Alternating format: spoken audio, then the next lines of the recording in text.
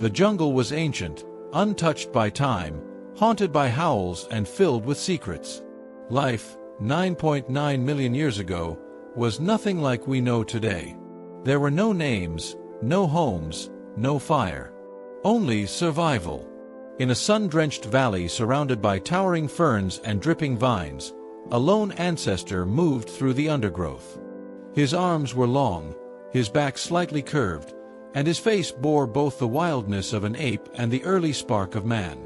Every day, he awoke before dawn, curled inside a nest of leaves high in a fig tree. With no words to think or speak, his thoughts were instincts. He scavenged for fruits, wild figs, berries, sour roots, sometimes stealing eggs from nests or snatching frogs near the water. Once, he fought a honey badger over a rotting carcass and lost. But he learned.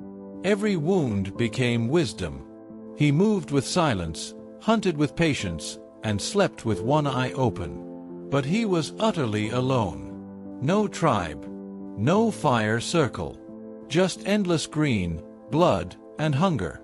Days blended into each other until one morning, something changed. He followed the sound of breaking twigs near the river. His heart pounded. He crouched low, clutching a stone. But what he saw next froze him. Standing across the stream, her tangled hair glowing in the sunlight, was someone like him, but softer, smaller, and unlike any creature he'd seen. Her eyes were wide and alert, and though her body moved like the apes, her gaze held something deeper. She, too, was wild, covered in mud and leaves, arms scratched from climbing trees. Their eyes locked. Neither ran. For long minutes, they just watched.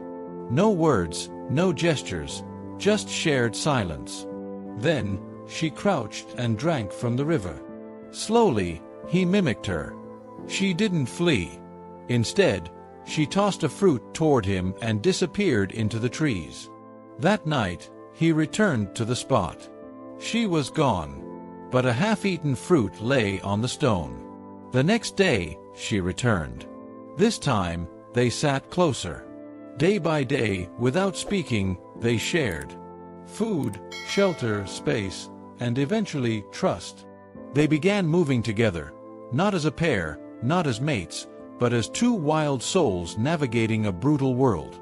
She showed him how to dig for tubers with sharpened bones. He taught her how to climb quietly without breaking branches. They watched birds, mimicked predators, and stole meat from careless carnivores. They survived together, and slowly, something deeper formed. Not love, not in the way we know it, but connection. The kind that bridges silence. One evening, when rain lashed the forest and lightning struck a tree nearby, they huddled together beneath a fallen log. She placed her hand on his chest, feeling the thunder of his heart. He didn't flinch. He placed his hand on hers. The forest fell silent. They were no longer alone. Over the months, their world expanded. Together, they explored hidden valleys, hunted as a unit, and fought off predators. She once pulled him from quicksand. He once carried her after a leopard clawed her leg. They began marking trees, a primitive habit of memory. One such day, while foraging deep in a fruit grove, they discovered a hidden cave. It was dark, dry, safe. They began to stay there. They lined it with leaves, kept fruits inside, used sharp rocks to open nuts. For the first time, survival wasn't a constant panic, it was shared effort. Together, they weren't just surviving, they were becoming something more. One morning, they awoke to find a massive python coiled nearby. She froze. He grabbed a sharpened stick and stabbed wildly. The python fled. But that day, something shifted. He realized his fear was no longer just for himself. He needed her. She needed him. They were becoming us. Slowly, they began to use sounds. Not words, just clicks, hums, grunts that meant look, or danger, or food. Their days took rhythm. Hunt, eat, climb, nest, explore. Nights were spent listening to the forest breathe, curled side by side. Months turned into seasons. The forest changed colors. She fell sick once, shivering, breathing hard.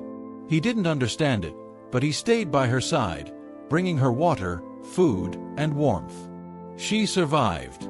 Later, when he was injured in a fall, she returned the care. In a world of kill or be killed, their care for each other was the beginning of something new. A silent love story, not built on language, but survival, trust, and instinct. Eventually, they were seen by others, other ape-like ancestors in the distance.